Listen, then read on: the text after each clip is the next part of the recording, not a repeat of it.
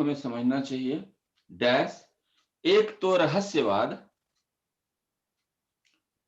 एक तो रहस्यवाद के अर्थ में, एक तो रहस्यवाद के अर्थ में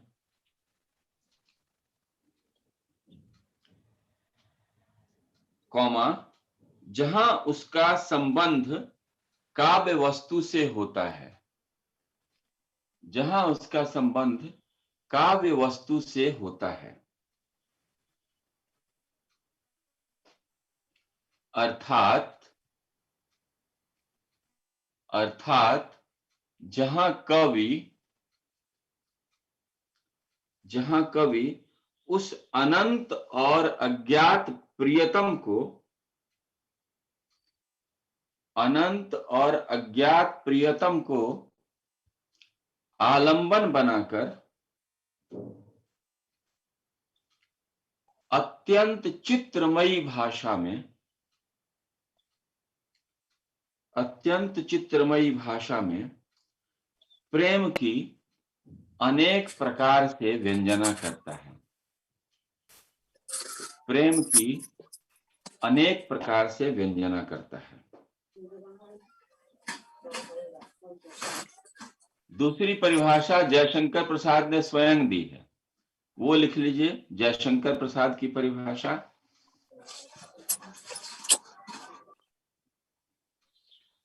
जयशंकर प्रसाद कहते हैं कि कविता के क्षेत्र में, इंदु कुमारी कुछ कहना चाहती हैं क्या? हाथ खड़ा किया आपने?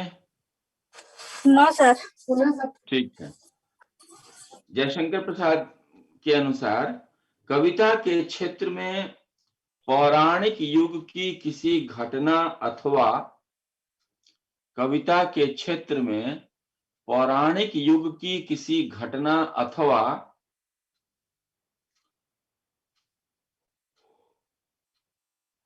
देश विदेश की सुंदरता के, देश विदेश की सुंदरता के बाह्य विवरण से भिन्न, बाह्य वर्णन से भिन्न लिखिए, बाह्य वर्णन से भिन्न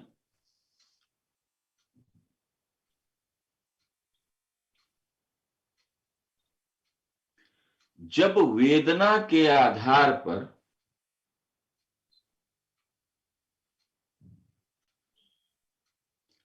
जब वेदना के आधार पर अभिव्यक्ति होने लगी,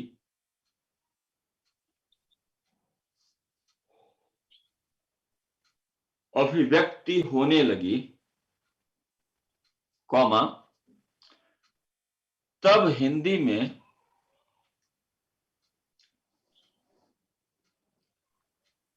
उसे छायावाद के नाम से,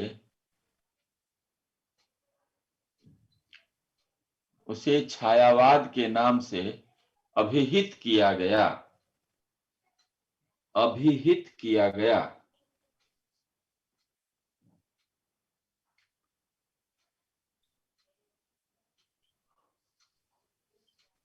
तीसरा रामचंद्र वर्मा, डॉक्टर रामचंद्र वर्मा की परिभाषा है, बहुत अच्छी परिभाषा है, इसको जरूर लिख लीजिए।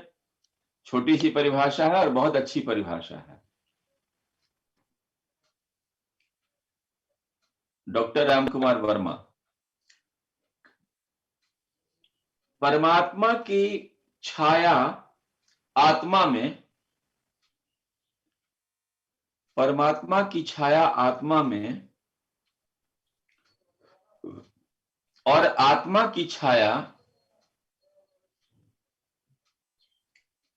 आत्मा की छाया परमात्मा में होने लगती है, आत्मा की छाया परमात्मा में पड़ने लगती है, तभी छायावाद की सृष्टि होती है।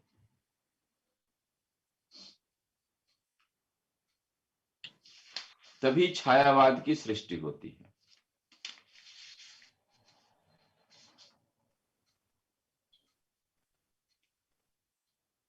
डॉक्टर नगेंद्र की परिभाषा बहुत अच्छी है, आपको सबको याद करने की जरूरत नहीं है, इसमें से 2-3 याद कर लीजिए। सबको याद करने की जरूरत नहीं है। डॉक्टर नगेंद्र कहते हैं कि छायावाद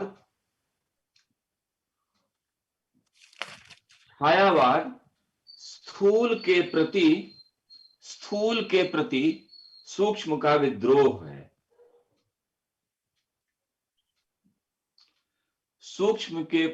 स्थूल के प्रति सूक्ष्म का विद्रोह है।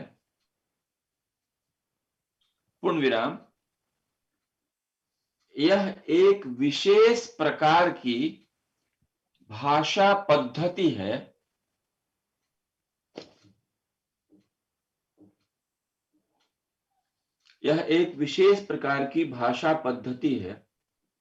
भाव पद्धति लिखिए, भाषा पद्धति लिखना ठीक नहीं है। विशेष प्रकार की भाव पद्धति है, कॉमा, जीवन के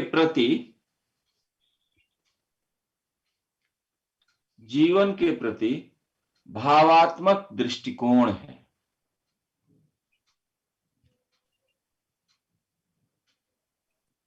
भावात्मक दृष्टिकोण है।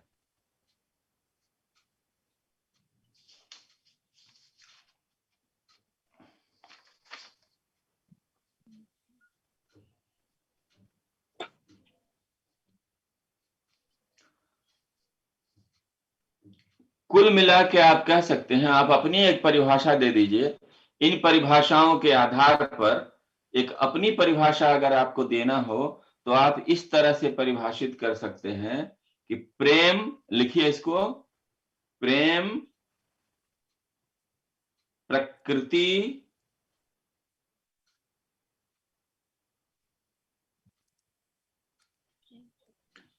प्रकृति और मानव सौंदर्य की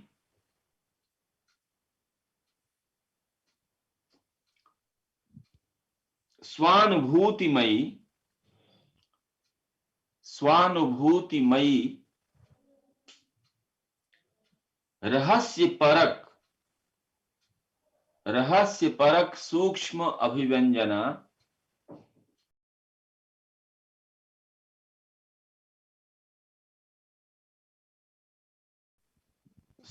अभिव्यंजना जिस काव्य में होती है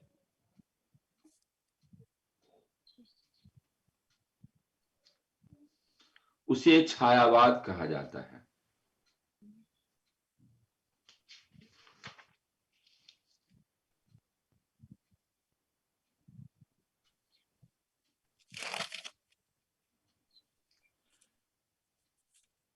अब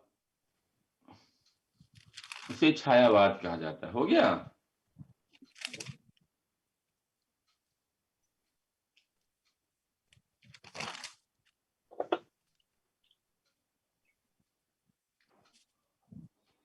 अब कुछ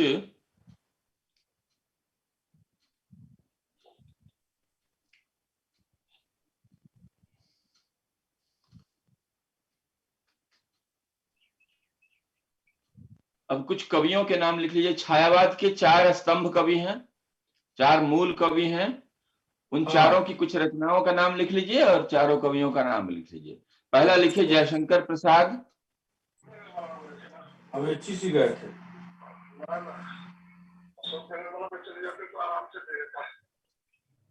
अब मैडम कर दिलवा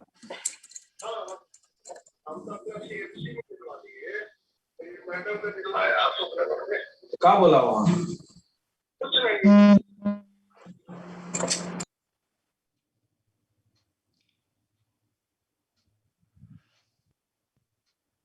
एक स्क्रीनशॉट ले लीजिएगा ना।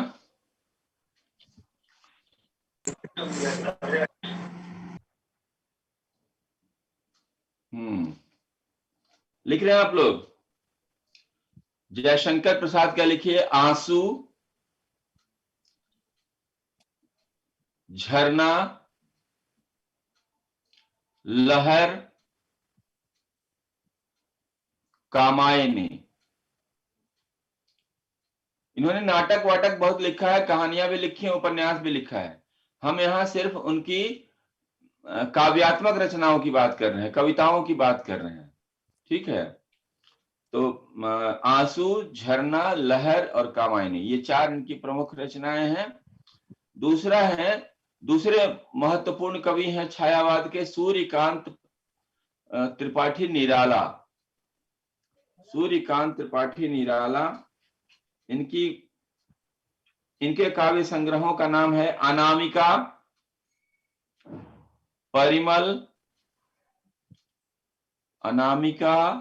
परिमल, गीतिका, तुलसीदास और अपरा। तीसरा नाम है सुमित्रा नंदन पंत का। इनको प्रकृति का सुकुमार कवि कहा जाता है। अल्मोड़ा के रहने वाले थे। प्राकृतिक सुरम्य वातावरण में इनका जन्म हुआ, वहीं इनका पालन पोषण हुआ और प्रकृति प्रेम इनको अपनी जन्मभूमि से ही मिला और इसलिए इनकी कविताओं में प्रकृति सुंदरी की विभिन्न दशाओं का, उसके विभिन्न रूपों का बड़ा सजीव चित्रण मिलता है। तो इन्होंने लिखा वीणा, पल्लव। तीसरा क्या बोले नाम? तीसरा सुमित्रा नंदन पंत, इनकी रचनाएं हैं वीणा, पल्लव, गुंजन, वीणा, पल्लव, गुंजन, ग्रंथि।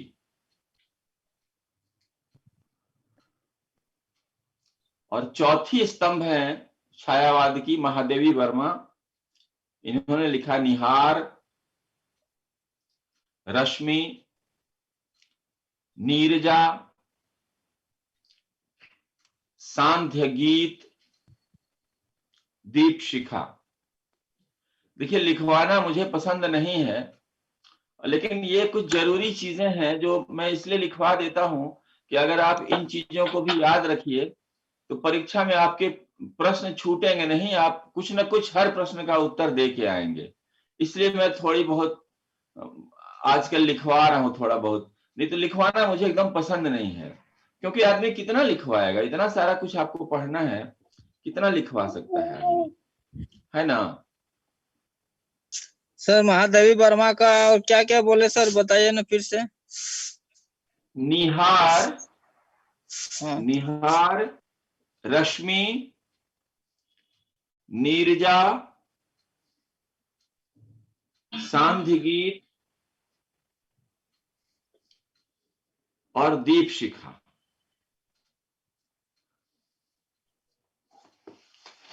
दीप शिखा। अब छायावादी जो रचनाएं होती हैं उनके कुछ महत्वपूर्ण वो हैं, कुछ प्रवृत्तियां हैं। वो प्रवृत्ति आप सुन लीजिए, लिखिएगा कितना। देखिए, कुल मिला के ये समझिए कि छायावादी कवि जो है ना, ये मूलतः प्रेम और सौंदर्य के कवि हैं। लेकिन जब मैं प्रेम और सौंदर्य कह रहा हूं तो ये रीतिकाल का प्रेम और सौंदर्य स्थूल प्रेम और स्थूल सौंदर्य नहीं है। इनके प्रेम में, इनके द्वारा वर्णित प्रेम में सूक्ष्मता है। देखिए, रामकुमार वर्मा ने क्या परिभाषा दी है कि छायावाद स्थूल के प्रति सूक्ष्म का विरोध है, विद्रोह है। आप देखिए रीतिकाल को उठाकर तो वहां स्थूल वर्णन मिलेंगे आपको। स्थूल वर्णन का मतलब क्या होता है? मोटा मोटी, ऊपर ऊपर, सूक्ष्मता उसमें नहीं है, महीनी नहीं है। यहाँ छायावाद में स्थूल चीजों से लोग ऊब जाते हैं ना, तो ऊब की वजह से ये पैदा हुई।